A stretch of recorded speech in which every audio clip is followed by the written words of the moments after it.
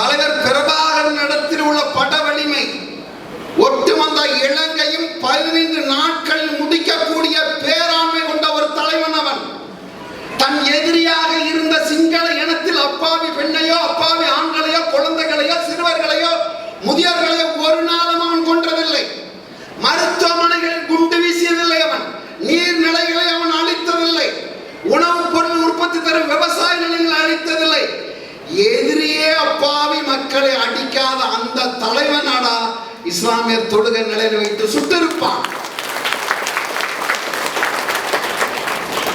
கட்நாயக்க விமான நிலையம் தெரியும் உங்களுக்கு.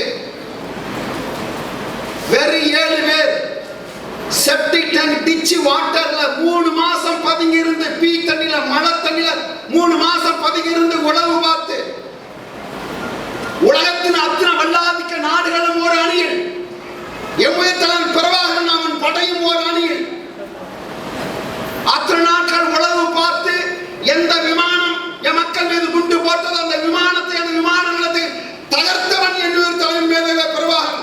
உலக வரலாற்றில் அப்படி ஒரு பதிவில்லை.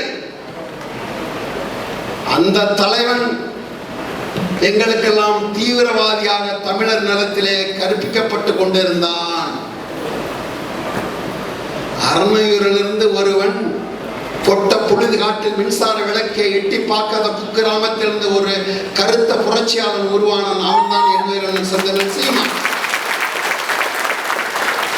எந்த இந்தியா, எந்த இந்தியவன், எந்த திராவிடம் என்னோடு தலைவனை தீவிரவாதி என்று கட்டமைக்க முயற்சித்ததோ அதை அடித்து தகர்த்து முறித்து அவன் தீவிரவாதி அல்ல, என் தேசத்தின் தலைவன், என் முகவரி, என் முகம், என் அடையாளம், என் அங்கீகாரம் என்று முழங்கியவன் அண்ணன் சீமான் தான்.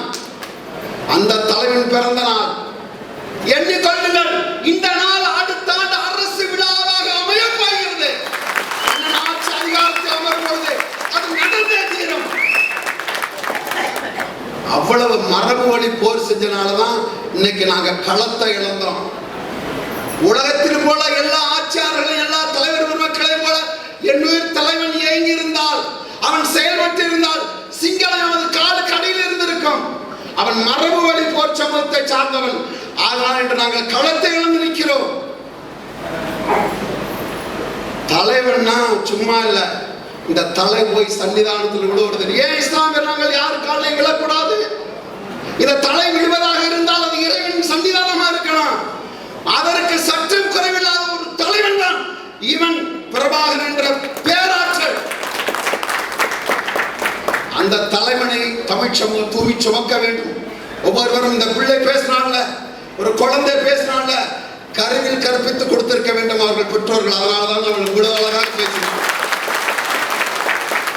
அடுத்த தலைமுறைக்கு தலைவனையும் தத்துவத்தையும் அவன் படை ஆற்றலையும் அடுத்த தலைமுறைக்கு கடத்த வேண்டிய பொறுப்பு இந்த நிலத்தில் பிறந்த ஒவ்வொரு தமிழனுக்கும் இருக்கு. அதுதான் தலைவர் பிறந்த நாள் நாம் உறுதியேற்க வேண்டும். இந்த தலைவனை தமிழ் சமூகத்தில் கட்டமைத்து உயர்த்த வேண்டும். நம் அடையாளமாக உலகம் எங்கும் பரவி கொண்டு போய் சேர்க்க வேண்டும். அவனை பிறந்த நாளில் உங்களை எல்லோரையும் வாழ்த்தி விடைபெறுகிறேன். நன்றி, வணக்கம். நாம் தமிழர்.